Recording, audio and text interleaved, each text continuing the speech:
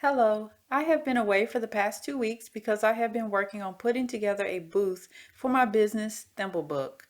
I know that many of you are crafters who would like to turn your craft into a business, so I thought it would be a wonderful idea to share with you the process of putting together a booth in a boutique. So without further ado, let's get into it. The first thing that you have to do when you get a boutique booth is to set up your space. This is actually my space before anything was done with it.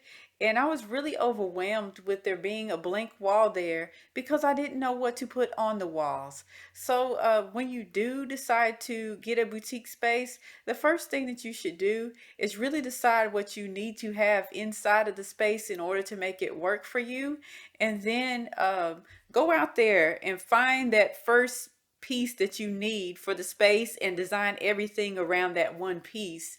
And that way, you get started without being overwhelmed by having a blank canvas. Right now, you're actually seeing my logo and my brand colors. And it was most important to me to display my brand to customers because I want to form a customer base both inside of this boutique and outside of the boutique on my own personal business. So the first thing that I did was actually go to another boutique in another city and look at their signage and look at booths to get inspiration for what I might want to do with my own space. And I would recommend doing the same thing if you are trying to open up a boutique booth inside of a boutique. I really like how these particular shop owners use the space outside of the booth itself to display their signage. I think it takes up a lot less room inside of the actual booth to do it that way. This particular owner here actually put their sign inside of the booth, and as you can see, a lot of real estate is being taken up inside of the booth when instead there could be actual stuff above in the above space up there where you could hang other things.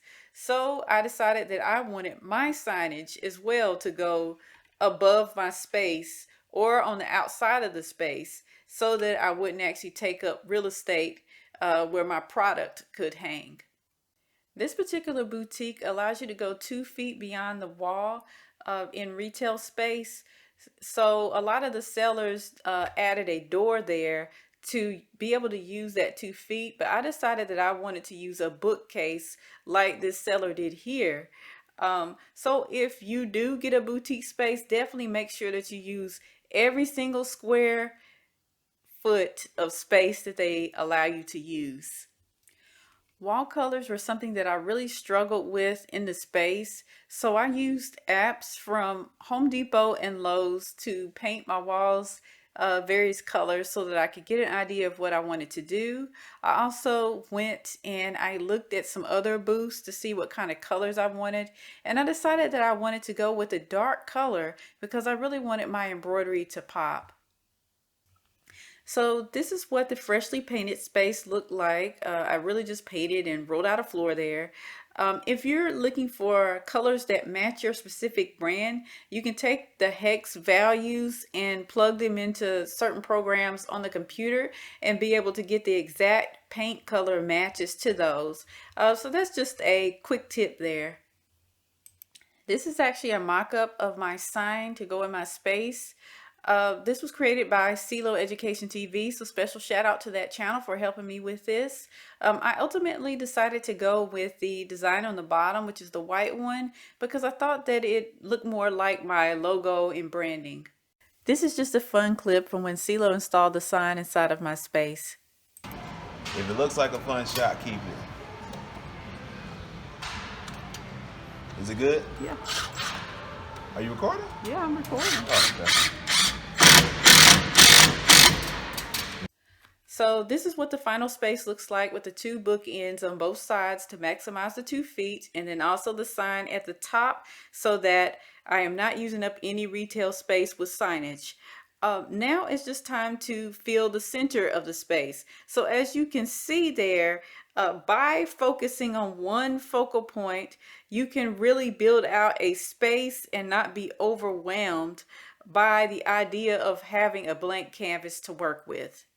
A few days later, CeeLo came and installed some floating bookshelves for me so that I would have somewhere to hang artwork. I installed some LED lighting up top as well, just to give it a little bit of pizzazz.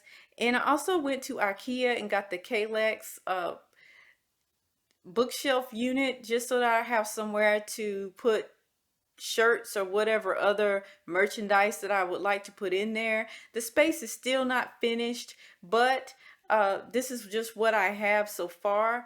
And I really was stressed about adding in all of my product at once, but I learned that I cannot do that, but I'll add maybe 1 or 2 items a day because I am making all of these products by hand. So it really would be overwhelming to try to inventory up all at one time. So there are a few little things that I wish I had known before I got into the space, and I just wish that I had budgeted more money for the things that I didn't realize that I needed. Like I didn't realize that I would need a little step ladder to get up top to put products in. I didn't realize that I would need a drill for installing and removing items. I didn't know that I would need a cutter so that I could cut out things faster, because when you are working to fill your space with product, if you're making them all by hand, you want an efficient way to be able to do everything quickly. And if you're doing something like appliques, then you definitely need a cutting machine because it takes way too long to have to cut out all of those things by hand. When you are going into a boutique space, you want to pick a location that has a lot of foot traffic so that you can get the customers that you need in order to make sales. You also want to design your space around the most important element to you. For me, my most important element was my sign. So everything in the space was designed around the sign. You'll want to build your inventory slowly. Don't try to put everything in there all at once or you will quickly get overwhelmed. And last but not least, definitely budget a little bit more money for the things that you won't know that you need until the last minute, like that ladder or that drill. I know this video is a sharp departure from the content that I normally produce, but I do hope that you got something out of it that may help you in the future if you ever decide to open up a boutique space to sell your craft materials. So with that, I'll say thank you for watching, and please like, comment, and subscribe to receive more sewing related content. Peace.